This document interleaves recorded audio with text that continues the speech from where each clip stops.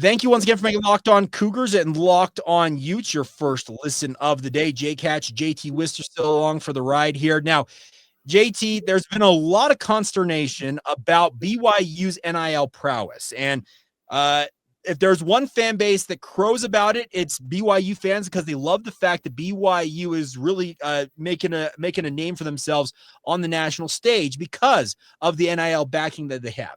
Now, conversely, the Utah Utes, their fan base, loves nothing more than to get after BYU about it. But the money element to this has really changed the whole dynamic, because once they allowed this money that used to be a shady bagmen, all this different stuff that you heard about, the bogeymen of bagmen. No, golf, SEC, sorry. Well, okay, sure, but that existed, and it was happening under the table, and BYU wasn't willing to play by those rules. They just simply weren't capable. They weren't capable. They weren't willing, obviously, as an institution, to stoop to that level. Now that it's above board, BYU is flashing the cash, and it has obviously affected how certain fan bases, most notably Utah, feels like, have perceived BYU. Where do you stand on all this? I think NIL it's really interesting. Has it hurt or helped the rivalry? I think in a way it does enhance it, for the reasons we talked about, when you have players crossing over back and forth too. I think that BYU, I will say this, I don't know if BYU lands some of the players, like the AJ Dumbansas of the world. I don't know if he happens pre-NIL, but I do believe that BYU, even without NIL, would be competing with Utah. Absolutely. I don't think it's oh, hey, you just got NIL.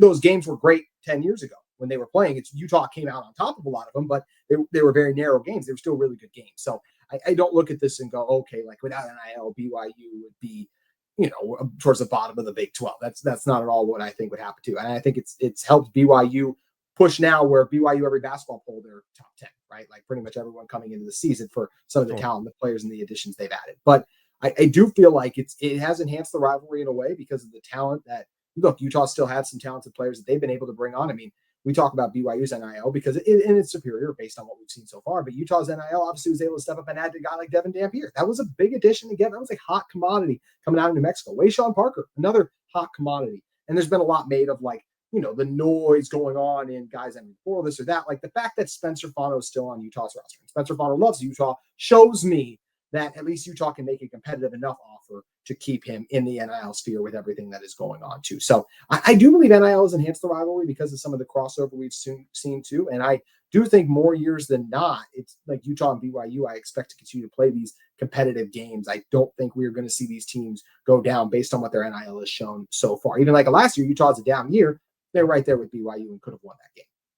Now, the other side of it is that when it comes to NIL, there's a lot of people out there who are they watch Zacharias Williams. Obviously, he has a strong finish to the season, has a very strong spring, has his head coach, speaking of Kyle Whittingham, said he's emerging as wide receiver one at Utah, Then at BYU, you have Keelan Marion, who's an All-American kick returner, who in spring camp, according to all reports, and I can tell you with my own eyes, he looked like the best wide receiver on the field because Chase Roberts was out due to injury.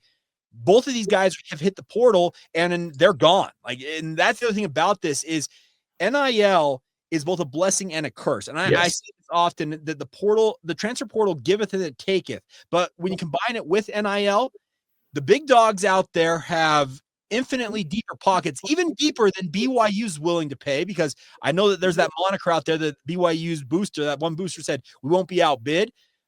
Okay, great. But you're losing a wide receiver that you would have probably liked to have had on your roster. But that kind of shows that despite, I think, what both of these two programs in this rivalry, they like to get after one another about the money that's going back and forth and like to chide each other about their perceptions of what it should and shouldn't be. The simple fact of the matter out there is that there are other sharks out there in the pond who are bigger and are willing to rip off both of these programs. Absolutely. Texas is Utah's punter. Alabama has Cameron Calhoun. So there are these other, like you said, sharks circling and waiting to try and land these guys too.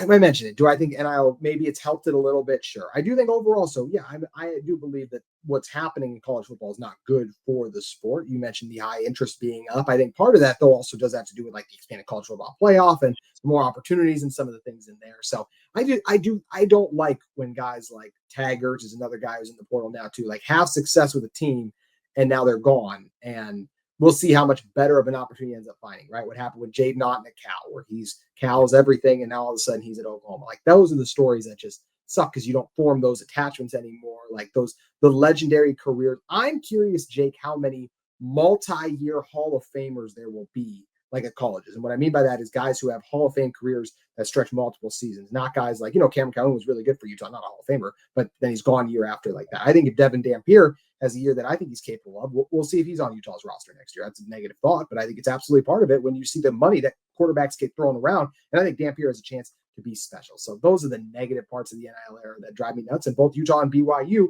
as much as they battle back and forth with each other, they're not the biggest fish in the pond based on what we've seen, at least for football, I should say. Obviously, BYU for basketball has done well.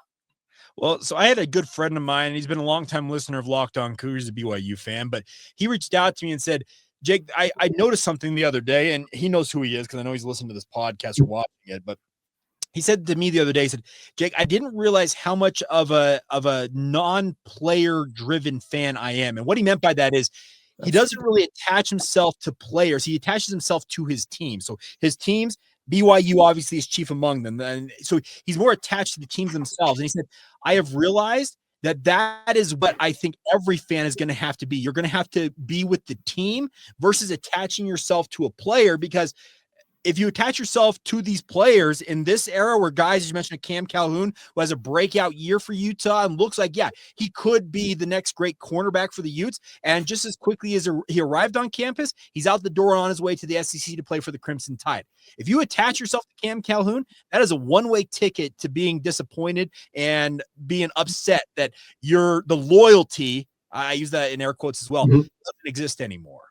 It doesn't exist. And yes, it's always been part of college, the turnover, right? A lot of these guys will have 2 really good years and they're off to the NFL draft. But it's just crazy now because you have guys who not just have 2 good years like at one school, they'll have 1 good year, and then that second good year is going to be at somewhere else. So that's where I think it does hurt it too. Definitely most college fans are fans of the program first, but it is just funny. I mean, I don't have kids, Jake, but I can only imagine the parents who took their to games next year. And they'll be like, oh, well, I don't know how many 6-year-olds know who Keanu Tanavasa is. But I'll say, there's certain wide receivers and all the different players that at different programs you have oh, where is so-and-so? Oh, he's not here anymore. So that element makes it just more interesting, the lack of a connection, I think, because of how new and how much a changeover it is. What isn't it Baylor who has a completely new basketball roster? And I know Baylor's a touchy subject right now, Cougar fans, but hey, Robert Wright, let's go, baby. Yeah. But that's part that I think is crazy. And I don't think that's good for the sport when you have that much turnover. Utah is going to have close to that for basketball. But at the end of the day, too, because you can do that, Utah has a chance to bounce back next year, be a better team because they are able to turn it around that quickly. So there's negatives and positives in this NIL era. Overall, I'd still probably say it's a negative just because of the amount of change ups that you have, at least if you're in a spot like a Utah too, and losing some of these key guys, but can definitely be a positive as well. I like to say that this is a rivalry, speaking of BYU and Utah, that's 24/7, 365. And I wholeheartedly believe that NIL, it has only enhanced the rivalry. Yes, it is obviously got certain fans on edge who are upset or elated, depending on which circumstance it is with regards to these two teams. But I'm with you. I think NIL, quite honestly, it's been a net positive if you want to look at it from the rivalry aspect of it. It's only enhanced it, in my opinion, because the flames, the fervor, it's only gotten that much deeper. And I'm not sure it needed much more because you and I both know how deep and crazy this rivalry is. But I really do think NIL has had what I would consider to be a net positive impact in that vein of it. Now, you're out there, whether you're a Cougar or Ute fan watching and or listening to this, your opinion may vary, but I really do think it's been a positive for both sides.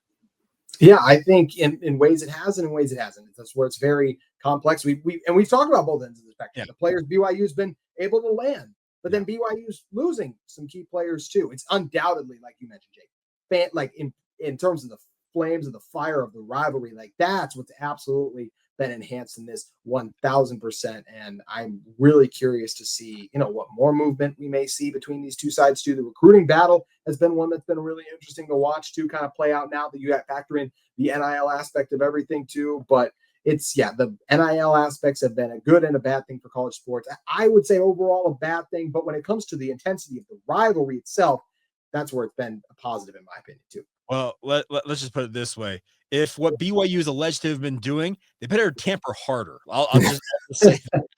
All right.